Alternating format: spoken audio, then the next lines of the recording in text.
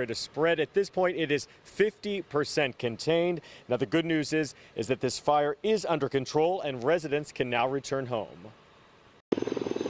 I've never experienced anything like this. Yeah. It's pretty crazy to see it all in action. Dozens of firefighters attacked this rapidly growing brush fire on the ground and from the air.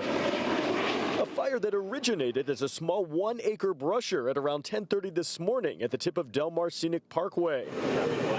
A fire that was believed to be extinguished but then flared back up again, growing out of control shortly before 3 p.m. Right now, it's kind of unnerving for everybody. Threatening hundreds of homes in the Del Mar Heights area, as well as Del Mar Heights Elementary School, and triggering 2,500 mandatory evacuation orders and more than 1,400 evacuation warnings. We just moved in a week ago. We're like scrambling. I'm like, what do we take? I don't know. My mom is disabled. She's in a wheelchair, but the park rangers came around and asked us to evacuate the street.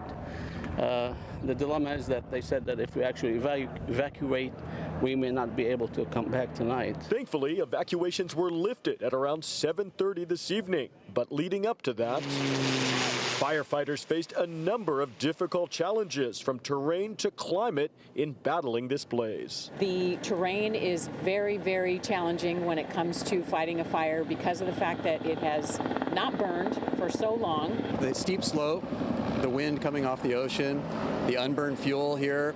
This is coastal chaparral, a lot of pine litter, a lot of old pine trees that are in this area. It started coming up towards the houses. Also adding to those already formidable challenges, San Diego police also reported a number of personal drones flying in the air, interfering with the firefighters' aerial attack strategy. So about 3 separate times we had a drone in the direct path and we had to stop flights due to aircraft safety. So it's never a good idea, and those were private drones that we know of. So law enforcement's taking care of that right now.